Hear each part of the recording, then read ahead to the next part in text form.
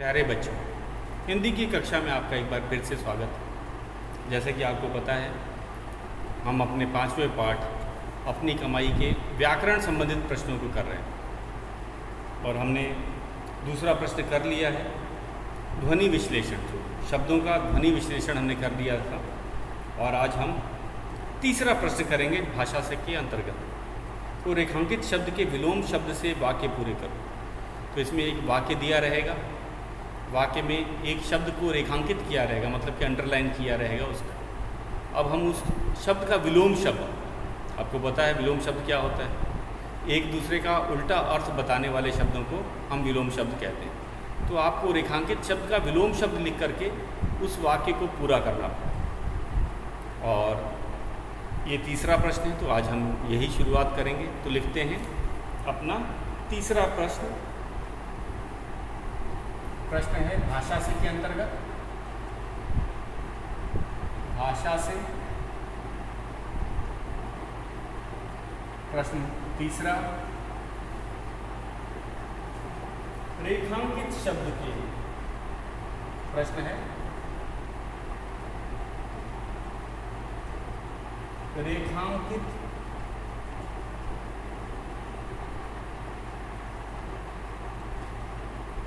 शब्द के विलोम शब्द से, रेखांकित शब्द के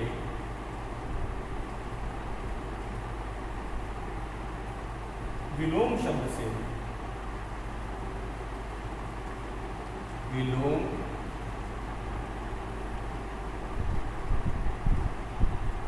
शब्द से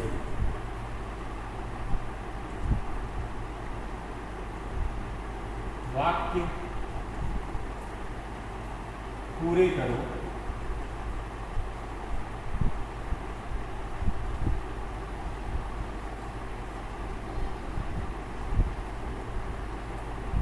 क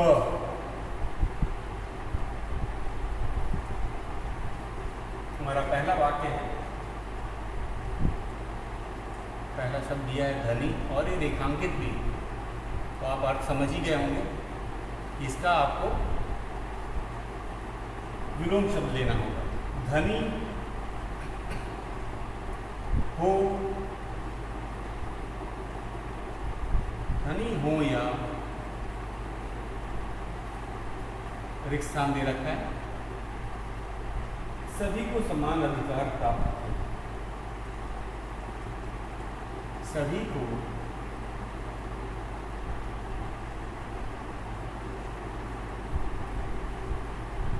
समान अधिकार, समान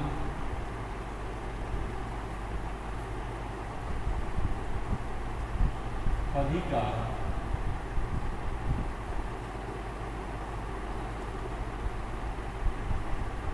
प्राप्त, समान अधिकार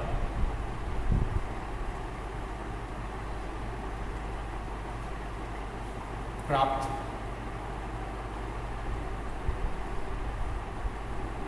ये हमारा पहला वाक्य है। हमें धनी का विलोम लिखना है। धनी का विलोम होता है निर्धन, तो धनी हो या निर्धन। निर्धन मैं लिख देता हूँ, धनी हो या निर्धन, सभी को समान अधिकार प्राप्त थे। दूसरा वाक्य, अब मैं दूसरे वाक्य पे चलता हूँ। ख, विवेक ने कभी, विवेक ने, विवेक ने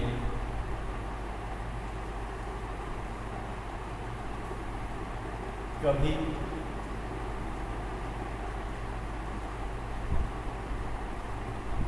पिता की,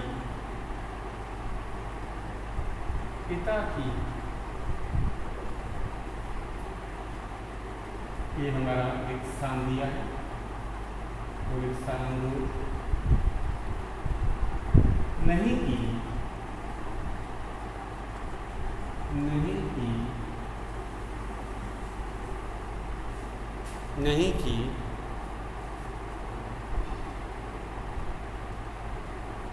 हमेशा उसने हमेशा हमेशा उसने हमेशा उनकी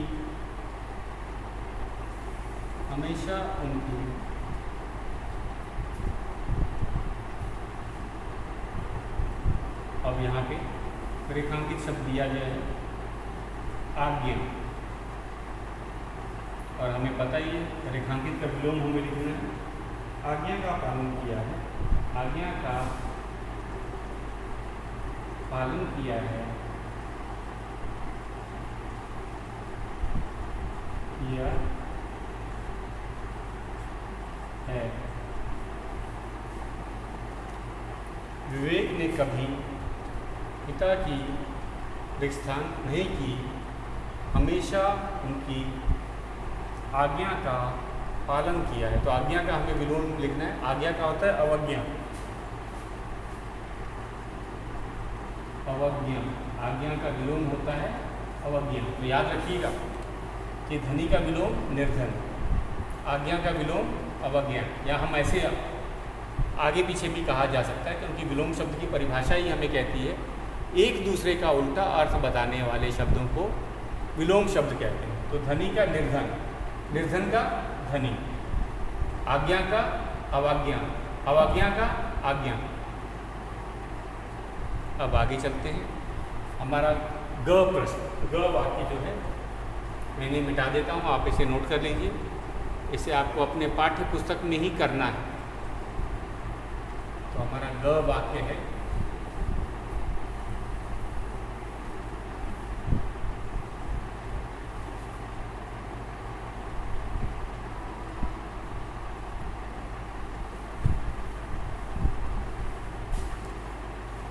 वाक्य है ग,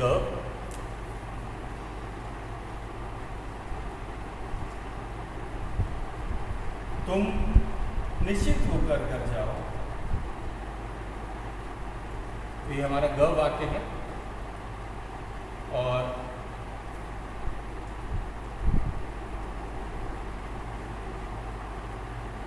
हम लिख रहे हैं होकर घर जाओ,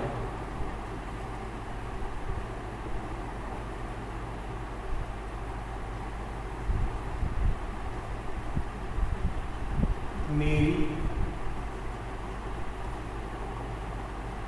शब्द दिया है, रेखांकित है, चिंता ना करो। ये रेखांकित शब्द है, चिंता न करो।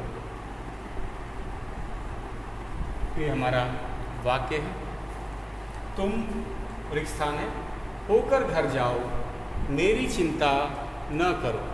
तो चिंता का जो है विलोम होता है निश्चिंत। चिंता का विलोम शब्द हमें लिखना है यहाँ पे, तो ये है निश्चिंत,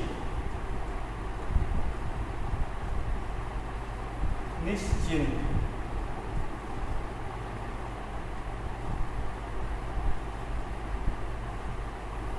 तुम निश्चिंत होकर घर जाओ, मेरी चिंता ना करो।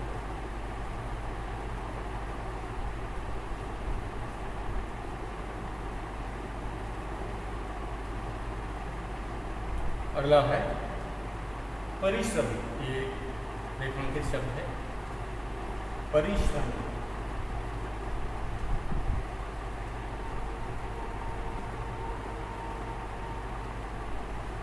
परिश्रमी ये रेखांकित है, इसके नीचे मैं रेखा खींच देता हूं। व्यक्ति ही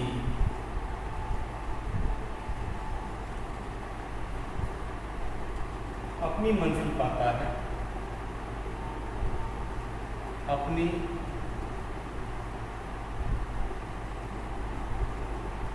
मंजिल पाता है।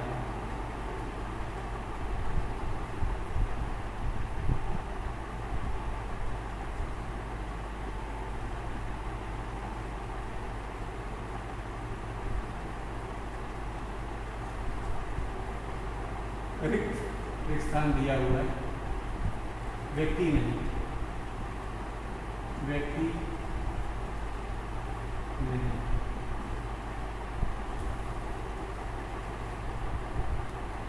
तो परिश्रमी व्यक्ति ही अपनी मंजिल पाता है, रिक्त स्थान व्यक्ति नहीं। तो रिक्त स्थान में हम कहेंगे परिश्रमी का विलोम होता है आलसी। परिश्रमी का विलोम क्या होता है? आलसी। आलसी।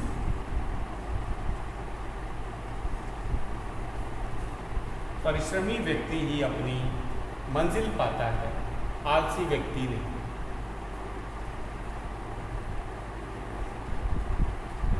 अगला है हमारा चिंटू।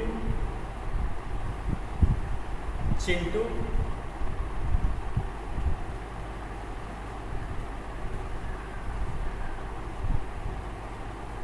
सुबह से उदास बैठा था। चिंटू सुबह से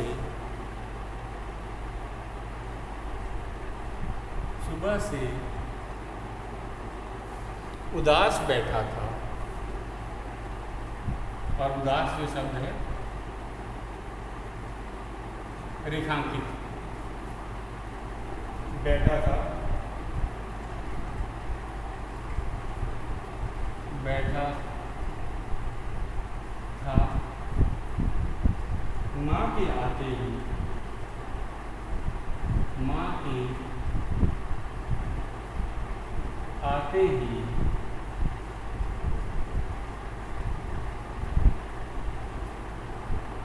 फिर यहाँ पे हमें लिखना है रिक्त स्थान में, माँ के आते ही हो गया, हो गया। चिंटू सुबह से ही उदास बैठा था। माँ के आते ही उदास का विलोम होता है प्रसन्न। तो हम प्रसन्न लिखेंगे, प्रसन्न।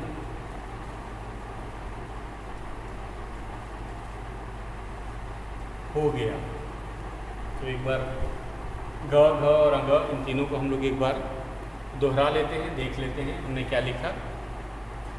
तुम निश्चिंत होकर घर जाओ, मेरी चिंता न करो। तो शब्द जो था चिंता का विलोम हमने लिखा था निश्चिंत। परिश्रमी व्यक्ति ही अपनी मंजिल पाता है, आलसी व्यक्ति नहीं। तो हमने परिश्रमी का विलोम क्या लिखा था? आलसी। और पांचवा था चिंटू सुबह से ही रिक्त स्थान बैठा था, अरे उदास बैठा था, माँ के आते ही प्रसन्न हो गया। तो उदास का हमने विलोम क्या लिखा? प्रसन्न। एक और वाक्य बचा है च, हम इसे भी लिख लेते हैं। तो आपने इसे नोट कर ही लिया होगा, मैं मिटा देता हूँ।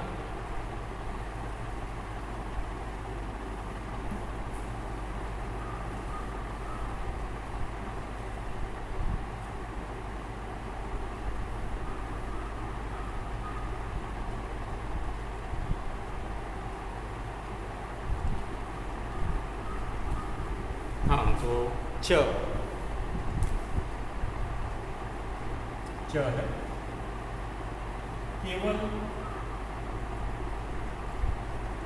केवल युवा, और ये रेखांकित शब्द है। केवल युवा ये रेखांकित शब्द है। ही नहीं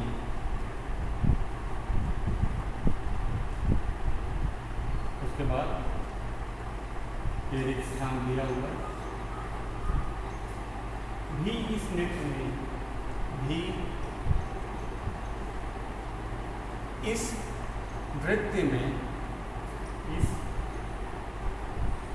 नृत्य में उत्साह से भाग लेते हैं। उत्साह से भाग लेते हैं, भाग लेते हैं।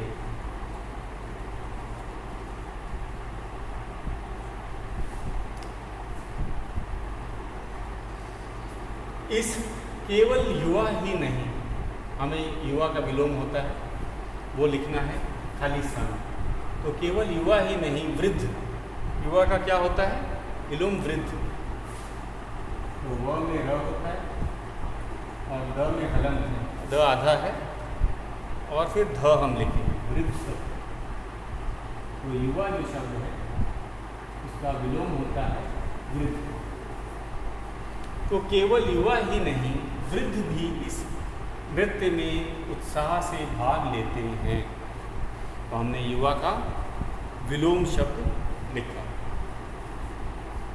अब हम चलते हैं अपने चौथे प्रश्न में। ये भी बहुत आसान है, एक बार फिर से इसे देख लीजिए, मैं मिटा देता हूँ। हमने युवा का विलोम लिख करके इस वाक्य को पूरा करना था, हमने वैसे ही किया। केवल युवा ही नहीं, वृद्ध भी इस नृत्य में उत्साह से भाग लेते हैं। अब हम अपने चौथे प्रश्न में चलते हैं। ये भी भाषा से के ही अंतर्गत है, ये भी व्याकरण संबंधित ही प्रश्न है।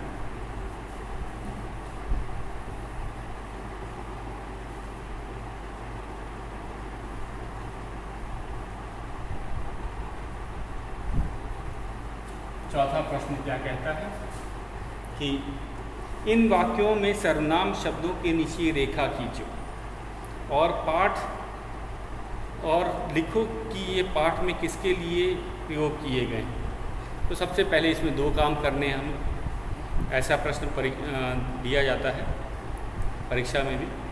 वाक्य लिखा गया है और ये पाठ की जो हैं कहेंगी पंक्तियाँ हैं, ये हमने जो पाठ पढ़ रखा है उसकी पंक्तियाँ हैं। इसमें हमें सर्वनाम शब्दों को पहले पहचानना है। हमें पता है सर्वनाम शब्द कौन होते हैं, जो संज्ञा के स्थान पर आते हैं।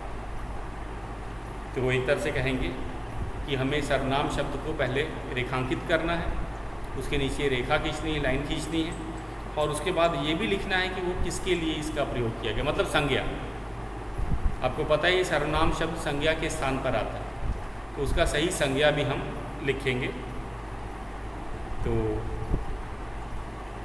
शुरू करते हैं अपना चौथा प्रश्न।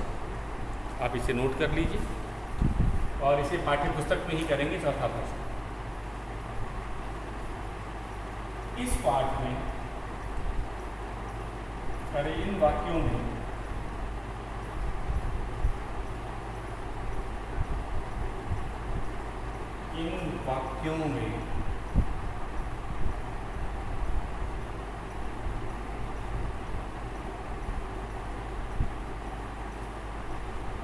सर्वनाम शब्दों के नीचे सर्वनाम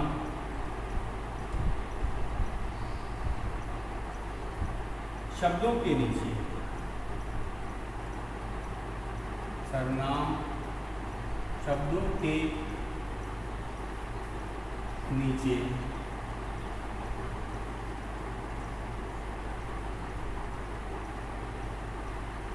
रेखा खींचो। रेखा खींचो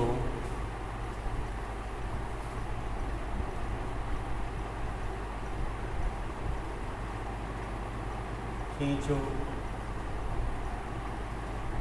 और लिखो और लिखो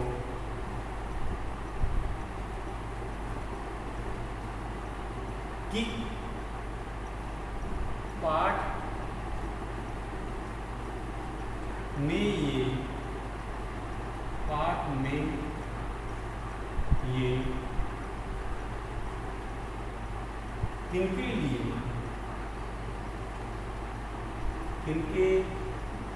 लिए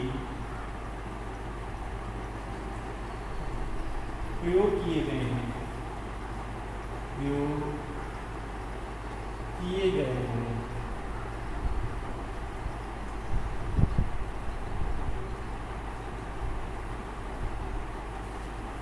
किनके लिए प्रयोग किए गए हैं। ये भी 5 वाक्य हैं। तो सबसे पहले हमें सर्वनाम पहचानना है। हमारा पहला काम क्या है कि हम सर्वनाम को पहचानेंगे और वो किस संज्ञा के लिए प्रयोग किए गए वो लिखेंगे। हमें पता ही है सर्वनाम संज्ञा के स्थान पर आते हैं, तो संज्ञा भी हमें पता चल जाएगा। हमने पाठ पढ़ रखा है, तो इसलिए संज्ञा पहचान करने में हमें कोई परेशानी नहीं होगी। पहला है क,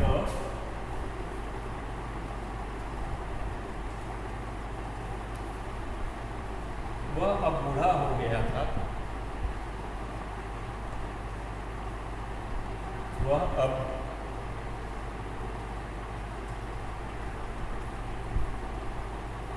बूढ़ा हो गया था।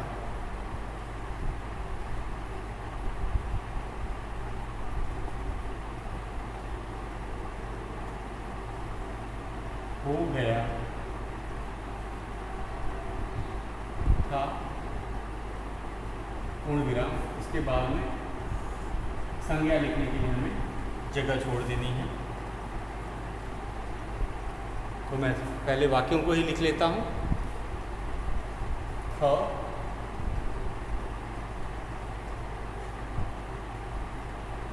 पिता ने कहा, पिता ने कहा,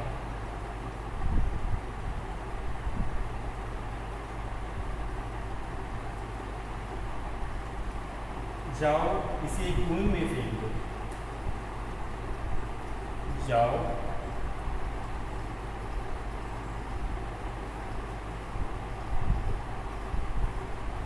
इसे कुएं में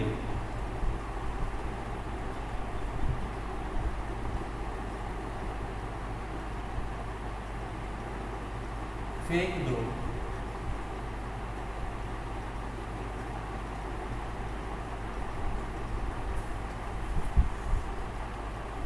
तीसरा वाक्य,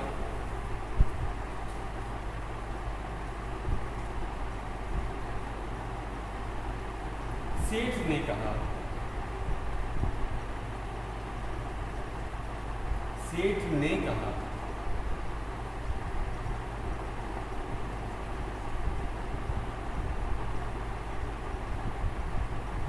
तुम मेरा सामान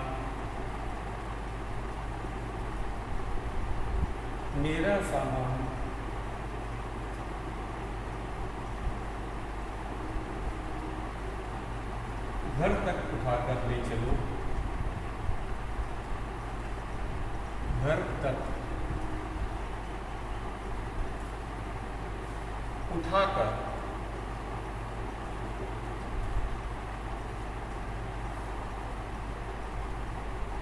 ले चलो।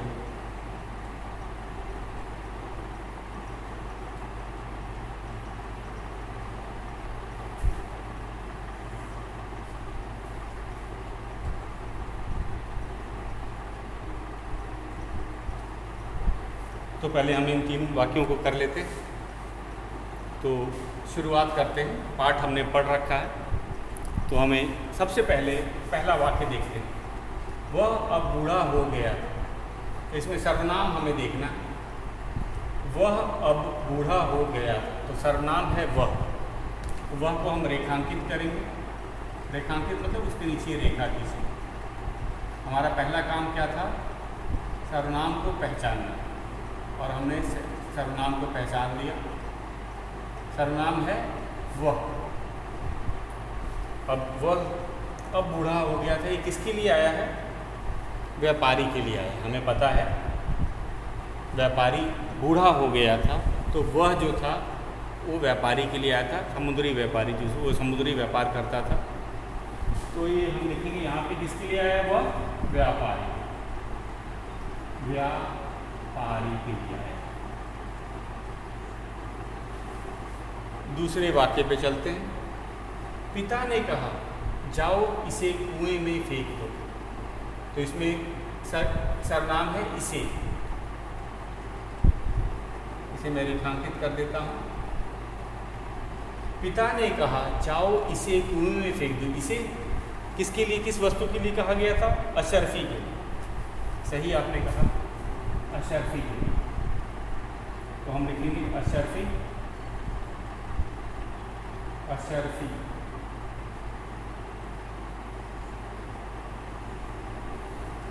तो इसे यहाँ पे अशर्फी है।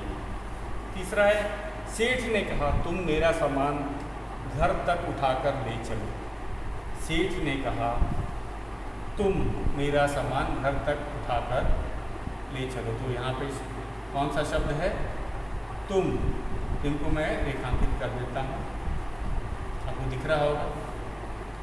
सेठ ने कहा तुम मेरा सामान घर तक उठाकर ले चलो। तुम एक सर्वनाम है और एक किसके लिए आया था? तुम व्यापारी के पुत्र के लिए आया था। व्यापारी का पुत्र जब बाजार गया था, हम देखेंगे व्यापारी का पुत्र। सेठ ने कहा तुम मेरा सामान घर तक उठाकर ले चलो। व्यापारी के पुत्र ने के लिए तुम हमने प्रयोग किया है। आगे चलते हैं।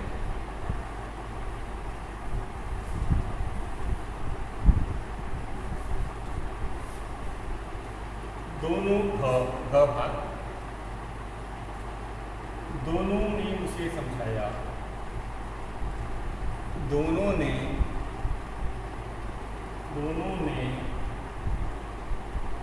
उसे समझाया।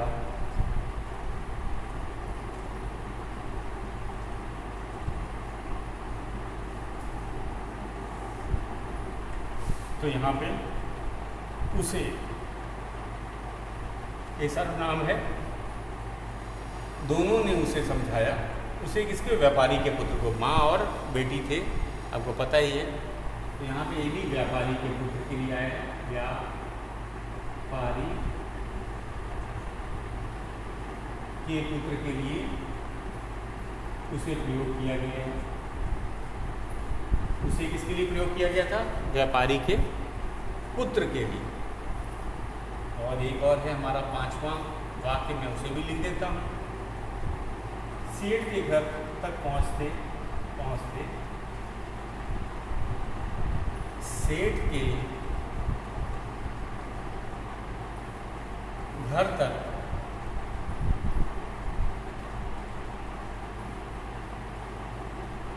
पहुँचते पहुँचते